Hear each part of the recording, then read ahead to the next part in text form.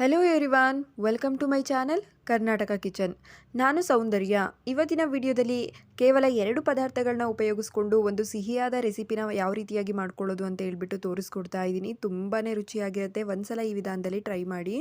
ಯಾವ ರೀತಿಯಾಗಿ ಮಾಡೋದು ಅಂತ ನೋಡೋದಾದರೆ, ಮೊದಲಿಗೆ ಇಲ್ಲಿ ಒಂದು ಮಿಕ್ಸಿಂಗ್ ಬೌಲ್ಗೆ 1 ಕಪ್ ಆಗುವಷ್ಟು ಗೋಧಿ ಹಿಟ್ಟನ್ನು ಹಾಕ್ಕೊಳ್ಬೇಕಾಗತ್ತೆ.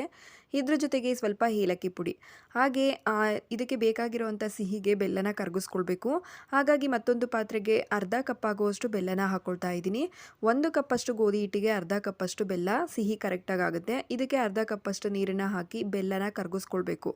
ಬೆಲ್ಲ ಅನ್ನೋದು ಕರಗಿದ್ರೆ ಸಾಕು, ನಮಗೆ ಪಾಕ ಬರೋದು ಬೇಡ.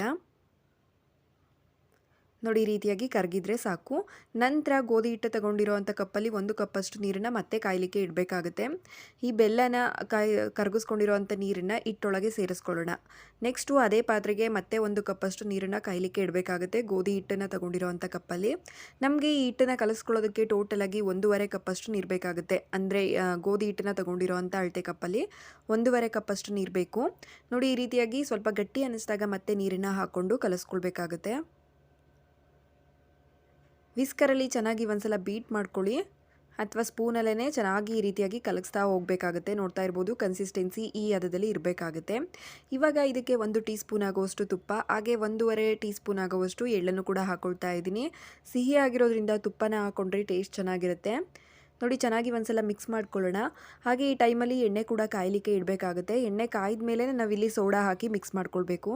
ನೋಡಿ, ಸೋಡಾ ಅನ್ನೋದು ನಾನು ಈ ಸ್ಪೂನಲ್ಲಿ ಒಂದು ಚಿಟಿಕೆಯಷ್ಟು ಸೋಡಾನ ತೊಗೊಂಡಿದ್ದೀನಿ. ಅದು ವಿಡಿಯೋ ಕ್ಲಿಪ್ ಮಿಸ್ ಆಗಿಬಿಟ್ಟಿದೆ, ಹಾಗಾಗಿ ಎಷ್ಟನ್ನು ತೊಗೊಳ್ಬೇಕು ಅಂತ ತೋರಿಸಿದ್ದೀನಿ ಅಷ್ಟೇ.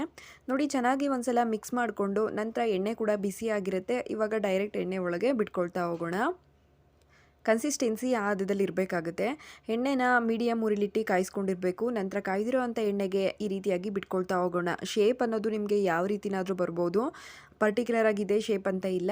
ಎಣ್ಣೆಗೆ ಮೀಡಿಯಮ್ ಉರಿಲಿಟ್ಬಿಟ್ಟು ಬೇಯಿಸ್ಕೊಳ್ತಾ ಹೋದರೆ ಆಯಿತು. ನೋಡಿ, ಈ ರೀತಿಯಾಗಿ ನಿಧಾನವಾಗಿ ಬಿಟ್ಕೊಳ್ತಾ ಹೋಗೋಣ. ಬ್ಯಾಟರ್ ಅನ್ನೋದು ಇದೇ ಹದದಲ್ಲಿರಬೇಕು. ನಿಮಗೆ ಪೂರ ಗಟ್ಟಿ ಆದರೂ ಚೆನ್ನಾಗೋದಿಲ್ಲ, ಅಥವಾ ಪೂರ್ತಿ ತಳವಾಗಾದರೂ ಕೂಡ ಚೆನ್ನಾಗೋದಿಲ್ಲ. ನಿಧಾನವಾಗಿ ಮೀಡಿಯಮ್ ಉರಿಲಿಟ್ಟೇ ಬೇಯಿಸ್ಕೊಳ್ಬೇಕಾಗುತ್ತೆ. ಒಳಗೆಲ್ಲ ಚೆನ್ನಾಗಿ ಬೇಯಬೇಕಲ್ಲ, ಹಾಗಾಗಿ ಒಳಗಡೆ ಜ್ಯೂಸಿಯಾಗಿ ಮೇಲ್ಗಡೆ ಕ್ರಿಸ್ಪಿಯಾಗಿ ತುಂಬಾ ಚೆನ್ನಾಗಿರುತ್ತೆ. ಒಂದ್ಸಲ ಈ ವಿಧಾನದಲ್ಲಿ ಟ್ರೈ ಮಾಡಿ. ಕೇವಲ 2 ಇಂಗ್ರೀಡಿಯೆಂಟ್ಸ್ನ ಯೂಸ್ ಮಾಡಿ ಮಾಡೋ ಅಂಥದ್ದು. ನೋಡಿ, ಒಂದು ಸೈಡ್ ಚೆನ್ನಾಗಿ ಬೆಂದಿದ್ದಾದಮೇಲೆ ಎರಡನೇ ಸೈಡು ಕೂಡ ಟರ್ನ್ ಮಾಡಿ ಒಂದೊಳ್ಳೆ ಕಲರ್ಗೆ, ಗೋಲ್ಡನ್ ಬ್ರೌನ್ ಕಲರ್ಗೆ ಬರೋವರೆಗೂ ಕೂಡ ನಾವು ಚೆನ್ನಾಗಿ ಬೇಯಿಸ್ಕೊಳ್ಬೇಕಾಗುತ್ತೆ.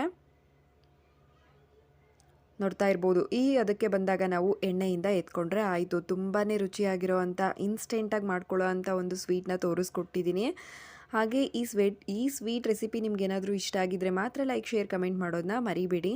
ಹಾಗೆ ಇನ್ನೂ ಯಾರು ನನ್ನ ಚಾನಲ್ನ ಸಬ್ಸ್ಕ್ರೈಬ್ ಮಾಡದೇ ವಿಡಿಯೋ ನೋಡ್ತಾ ಇದ್ದೀರಾ, ಪ್ಲೀಸ್ ಸಬ್ಸ್ಕ್ರೈಬ್ ಮಾಡ್ಕೊಳ್ಳಿ. ನೋಡಿದ್ರಲ್ಲ ಎಷ್ಟು ಈಸಿಯಾಗಿ ರೆಡಿ ಆಗಿಬಿಡ್ತು ಅಂತ ಹೇಳ್ಬಿಟ್ಟು. ಟೇಸ್ಟ್ ಕೂಡ ಅಷ್ಟೇ ಚೆನ್ನಾಗಿರುತ್ತೆ. Thank you for watching.